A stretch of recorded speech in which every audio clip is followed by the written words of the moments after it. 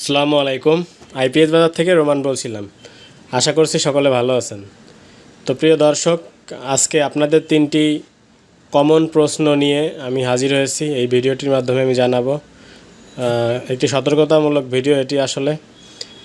তো আপনারা যারা আমাদের থেকে বা বিভিন্ন জায়গা থেকে প্রোডাক্ট ক্রয় করছেন, তো আপনারা একটা কমন প্রশ্ন করে থাকেন যে কিভাবে আইপিএস ওয়্যারিং দেব। মূলত যারা ঢাকার বাইরে আইপিএস কিনে থাকেন, তো অনেকে দেখা যাচ্ছে বাসায় আইপিএস ওয়্যারিং করা থাকে। তো সিম্পল একটি কাজের জন্য আপনাকে টেকনিশিয়ান নিতে হয়, বা আপনি যখন নিজে নিজে ইনস্টলেশন করেন তখন একটা কমন ভুল করেন। সেটা হচ্ছে যে দেখতে পাচ্ছেন ব্যাটারির লাইনটা আপনারা এখানে দেখতে পাচ্ছেন আমি লাগিয়েছি পজিটিভে পজিটিভ এবং নেগেটিভে নেগেটিভ। তো দেখতে পাচ্ছেন ব্যাটারি এখানে পি চিহ্ন দেওয়া আছে এবং এখানে দেওয়া আছে এন চিহ্ন, অর্থাৎ পিতে হচ্ছে পজিটিভ, এন হচ্ছে নেগেটিভ। তো আপনারা পিতে পজিটিভ, এটা পজিটিভ নেগেটিভ আলাদা আলাদা না করে হয়তো বা উল্টো পাল্টা লাগাই ফেলেন। তো সেই ক্ষেত্রে আপনাদের মেশিনটা যদি 1 সেকেন্ডের জন্য আপনারা পজিটিভ নেগেটিভ উল্টা লাগান, তাহলে মেশিনটি মসফেটগুলো পড়ে যায়। তো এই কারণে মেশিনটি নতুন মেশিন আর রান হয় না। তো আপনারা আমাদের অনেকেই বলেন, অনেকে আবার লুকানো যে ভাই আমি তো উল্টো পাল্টা লাগাইনি। তো আসলে এই কমন সমস্যাটা আমরা অনেক সময় ফেস করি। মূলত ঢাকার বাইরে বর্তমানে প্রচুর পরিমাণে লোডশেডিং হচ্ছে। কোথাও কোথাও ব্যাটারিটা যে চার্জ করবেন আইপিএসের মাধ্যমে, এই বিদ্যুৎও থাকছে না। তো তাদের জন্য আসলে মাইক্রোটেকের এই সোলার পিসিউটি, এটা মূলত সোলারও চার্জ করে এবং কারেন্টও চার্জ করে। অর্থাৎ আপনারা যারা লোডশেডিংয়ের দুর্ভোগের মধ্যে আছেন, তারা এই সিম্পল এই মেশিনটি ক্রয় করতে পারেন। এটা আপনারা দুইভাবেই কাজ করবে, সোলার এবং কারেন্টের মাধ্যমে। এটি মূলত মাইক্রোটেকের 1435 একটি 12 ভোল্টের ইনভার্টার দেখতে পাচ্ছেন, এই যে আমার হাতের পাশে লেখা। তো এই মেশিনটিতে আপনারা মোটামুটি 800 ওয়াট লোড ইউজ করতে পারবেন, অর্থাৎ 4 ফ্যান 5 লাইটের জন্য সুইটেবল একটি মেশিন। দেখতে পাচ্ছেন 12 ভোল্টের একটি মেশিন, অর্থাৎ 12 ভোল্টের যে কোনো আপনি 100 থেকে শুরু করে 200 অ্যাম্পিয়ারের যে কোনো ব্যাটারি দিতে পারবেন। তো এবার আসি মেশিনের কিছু বাটনে। দেখতে পাচ্ছেন যখন আপনি কারেন্টের লাইন দিবেন, এখন আমি কারেন্টের লাইনটি অফ রাখছি, আমি কারেন্টের লাইনটি দিয়ে দিলাম।